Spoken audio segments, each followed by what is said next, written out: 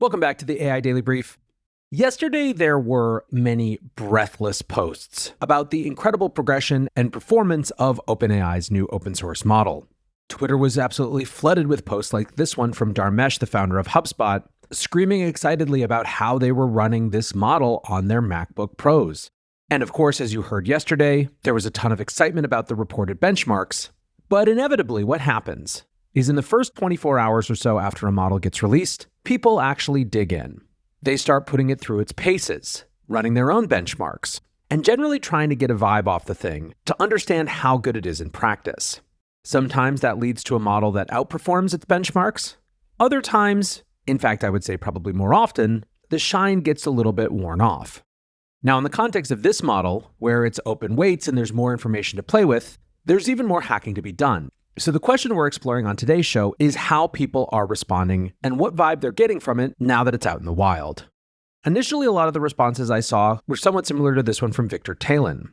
They wrote, "My initial impression of OpenAI's OSS model is aligned with what they advertised. It does feel closer to O3 than to other open models, except it is much faster and cheaper. It's definitely smarter than Kimi K2 R1 and Qwen 3. I tested all models for a bit and got very decisive results in favor of OpenAI OSS 120B. The independent benchmarkers didn't find quite as high performance as OpenAI reported, but it was still pretty good. Artificial Analysis writes, independent benchmarks of OpenAI's GPT-OSS models. GPT-OSS 120B is the most intelligent American open weights model, comes behind DeepSeek R1 and Qwen 3 235B in intelligence, but offers efficiency benefits. You can see here that across the Artificial Analysis Intelligence Index, the 120B model scores a 58, as opposed to R1's 59, and Qwen 3's 64. Now, O3 is up at 67, so there's a fairly big jump from 120B to O3. This question of how much efficiency matters is something we'll come back to, however. And yet, if some of the initial impressions were positive, it didn't take long before you started seeing posts like this one. Ahmad Mustaq, formerly of Stability AI, writes, "Is GPT-OSS entirely mid-trained or something? It's good for its size and MacBook, but kind of feels fried and odd at times." Mark Kretschmann responded with a theme that we'll see over and over again. "Very jagged model, feels uneven." Celeste writes, "It feels like synthetic data. It's been safety maxed." Dwayne writes, "I was excited for it until I really started to use it, and it's weird. There's something off about it.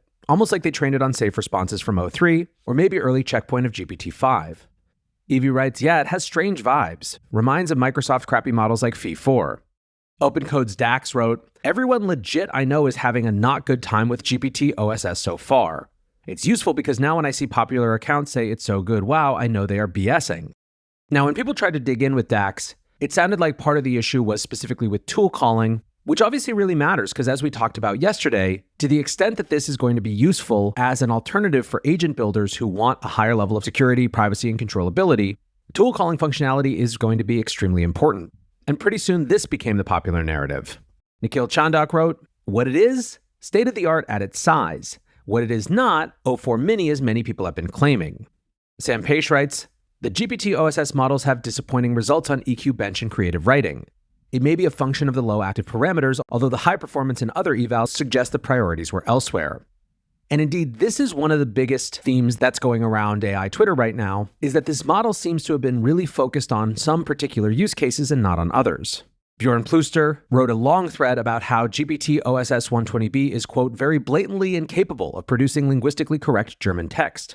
He writes, "I see this as an exceptional release highlighting OpenAI's willingness to contribute to the open model space and showing how strong they actually are on model training. But it is also very clearly a model not up to their usual standards with regard to multilinguality or output quality." Umbilicus writes, "I hate to be the bringer of bad news, but this new OpenAI model is brutally locked down." Danny Aziz from Every writes simply, "OSS 120B is not O3 level in my opinion." Kyle Corbett writes, "GPT-OSS may have been trained primarily on synthetic data, similar to Microsoft's Phi models. As a result, it's extremely spiky. Great at the tasks it's trained on, really bad at everything else. This was almost certainly to avoid copyright lawsuits, sadly." Lisano Gaib writes, "GPT-OSS models seem to be slot-maxed on math, coding, and reasoning. They're great at that, but they completely lack taste and common sense. At least that's my vibe so far." Phil111 on Hugging Face left a comment called "This model is unbelievably ignorant." He said, "This model has about an order of magnitude less broad knowledge than comparably sized models like Gemma 3.27b and Mistral Small 24b. This model, including its larger brethren, are absurdly ignorant of wildly popular information across most popular domains of knowledge for their respective sizes. What's really confusing is all of OpenAI's proprietary models, including their tiny mini versions, have vastly more general and popular knowledge than these open models. So they deliberately strip the corpus of broad knowledge to create OS models that can only possibly function in a handful of select domains, mainly coding, math, and STEM, that over 95% of the general population doesn't give a rat's ass about, conveniently making it unusable to the general population and in so doing protecting their paid ChatGPT service from competition. Now, let's say for a moment that there were specific decisions that went into this that made it optimized for those fields. Phil in the comments here is suggesting that that's them trying to protect the integrity of their business, which, as an aside, would be a reasonable thing to do anyways. But I'm not exactly sure that the analysis is correct, even if the interpretation of what's going on under the surface is. As we discussed yesterday, the most likely users of this are people who have perceived data security and privacy needs that are significant enough that they want to use a less convenient, not fully state-of-the-art open source model over something that has any sort of control or interaction from a third party. And if that is the case, those folks almost certainly aren't using this for writing poetry or for getting access to general domain knowledge. They're using it, in other words, for coding, math, and STEM. Now, we have no confirmation yet from OpenAI that it is optimized for those fields, but even if it were, it would kind of make sense to me just on that use case level alone. But what about this question of really how it compares to the Chinese models? Just a day before this was released, A16Z's Martin Casado wrote, "It's just remarkable how many US startups are being built on Chinese OSS AI models. I'd say the majority that are building custom models via post-training. The US needs to step up, make it a national priority, and back with a huge investment." Which made it all the more interesting that the White House's Michael Kratsios popped in yesterday, retweeting Didi Das from Menlo, who was talking about these three big model releases, and saying people ask what we mean by unquestioned and unchallenged global technological dominance. Simon Willison made this comparison directly in his tests. He wrote, "I've been writing a lot about the flurry of excellent open-weight models released by Chinese AI labs over the past few months. All of them very capable and most of them under Apache 2 or MIT licenses. Just last week I said, something that has become more undeniable this month is that the best available open-weight models now come from the Chinese AI labs.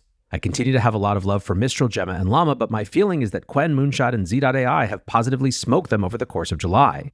I can't help but wonder if part of the reason for the delay in release of OpenAI's OpenWeights model comes from a desire to be notably better than this truly impressive lineup of Chinese models."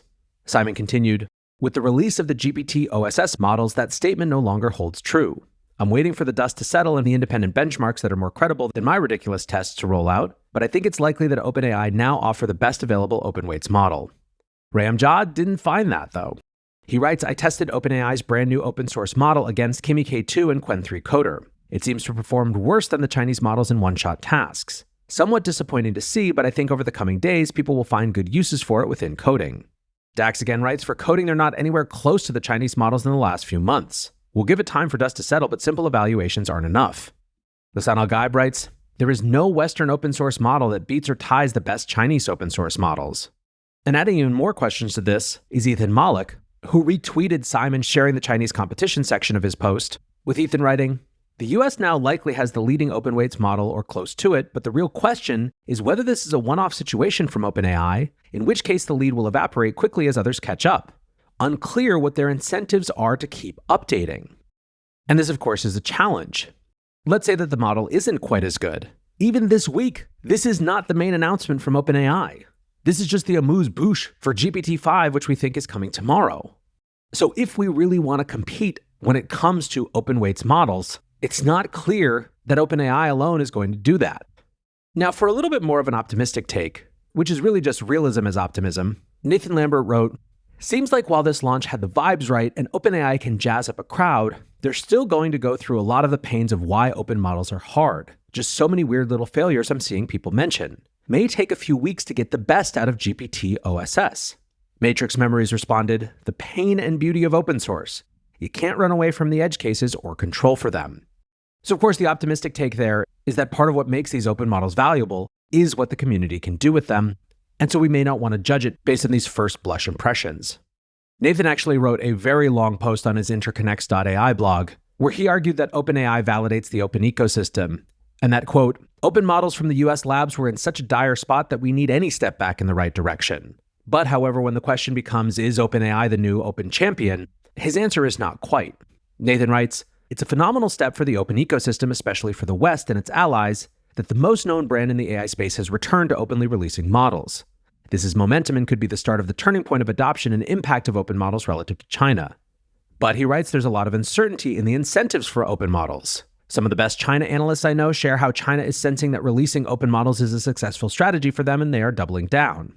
OpenAI's release is a step in the right direction, but it's still a precarious position. Many people are making noise about creating open models, from the AI Action Plan to venture capitalists and academics. What all of these parties have in common is that it is not their number one goal. Now, Nathan does have a new initiative which does have that as his number one goal, called the Atom Project, and which we'll likely get into later in the week. But this sort of validates the point that Ethan Mollick was making as well. There is also, lastly, this question of speed, efficiency, and cost. One of the less talked about aspects of this thing so far is that these models are extraordinarily fast and extraordinarily cheap. Most of the research has suggested that at this stage, everyone's just using the best model, whatever it costs. But that won't necessarily be the case forever, and it won't necessarily be the case as we get more complex workloads that just consume a boatload of tokens. So all in all, I would say that the shine is slightly diminished from where it was yesterday, but that still most people are very excited to have OpenAI back in the open game, going to continue to dig in and see how much can be wrenched out of these models before they're abandoned in any sort of Hugging Face model junk heap. As you know, however, GPT-OSS was not the only model launch yesterday. There was also Genie 3, the new Google World Simulation model, and the reviews for that one could not be more rave. I posted a poll on Twitter asking which launch is a bigger deal, and the sample size wasn't huge, just 75 people voted, but it was almost a dead heat, with 50.7% saying GPT-OSS and 49.3% saying Genie 3. Given how much hype OpenAI usually has around their model launches, and given the fact that Genie 3 wasn't even in Google's main line of Gemini models, I think that result is hugely telling and certainly is validated by the type of conversation that we're seeing across AI Twitter about this new model. A lot of the conversation is just people excitedly sharing the most impressive versions of this. One clip that you'll see a lot, and by the way, this is definitely an episode that you're going to want to watch, same with yesterday's. Matt McGill from DeepMind tweets, "One nice thing you can do with an interactive world model, look down and see your footwear and if the model understands what puddles are." Obviously, with him posting it, Genie 3 does this well. Justine Moore from A16Z writes, "Blown away by the outputs from Genie 3. This is a huge moment for world models. We now have real-time, playable simulations that you can generate from a text prompt." Boris Menardis writes, "Generating cool-looking worlds is one thing, but the physics simulation? Just wow, absolutely amazing." Adonis Singh writes, "This is the most magical thing I've seen since LLMs." Ali Aslami, who admittedly is working at Google, says Genie 3 is the most impressive AI demo I've seen since ChatGPT. And if you think that's just bias, Stephen Heidel from OpenAI said, "This is absolutely incredible, a real see the AGI moment. Congrats to the Google DeepMind team."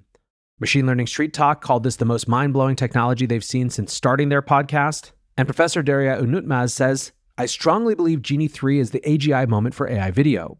This is a mind-blowing advance. I didn't anticipate that such interactive, playable AI-generated environments would be possible this year. AI is advancing faster than even we super optimists predict." There were also a number of comments, like this one from Christoph, Thulian Futurist, who writes, "Google DeepMind is the best AI lab on planet Earth right now." The AI for Success account doubled down on that, saying Google DeepMind is destined to win the AGI race. Now, notably, Elon Musk disagrees, responding to Ashutosh saying, "This race will keep going for a long time." Others joked about how much memeing there had been recently about this sort of 8-bit voxelized dark fantasy worlds, which have been all over TikTok and Twitter for the last couple of weeks. Dreaming Tulpo writes, "All the disbelievers last week who said AI will never be able to achieve the OMW style and that it's just a 5-second slop video, and now DeepMind dropped a world model on a regular Tuesday that just does it."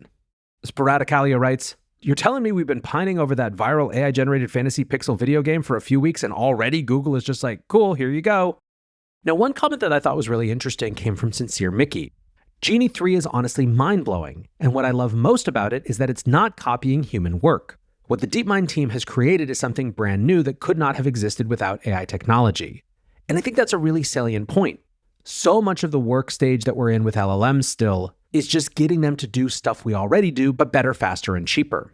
Now that's starting to change, especially as we get into the agent swarm era, right? One of the things that we're figuring out is that in a lot of cases, spinning up 5 agents to compete, doing all the same work and then figuring out who did it best is a better strategy than just having one tool do the work. that starts to bridge us away from how we've done things in the past, because it's kind of where a shift in scale in the availability of intelligence actually is so significant that it becomes a shift in kind. What Mickey is pointing out, however, with Genie 3 is that this is not proximate to something that we had before, other than our real lived experience in the real world. Now, obviously, when it comes to these world simulation models, they're still very nascent in terms of their use cases.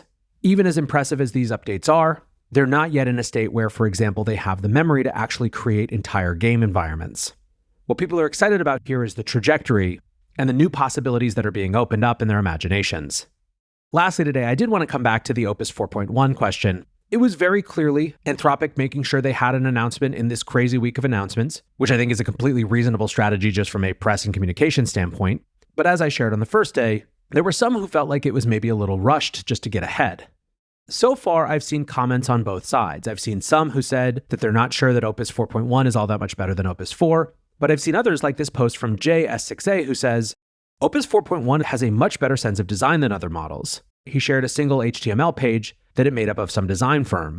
Mostly people are still hung up on the pricing and token availability of Claude.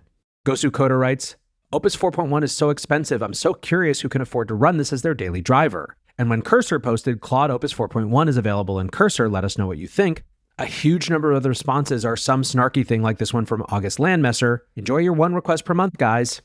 I think when it comes to coding models, since this was an extend your lead release, not a recapture your lead release, it's going to go a little under the radar until it can be compared to GPT-5, which of course we anticipate to be just around the corner.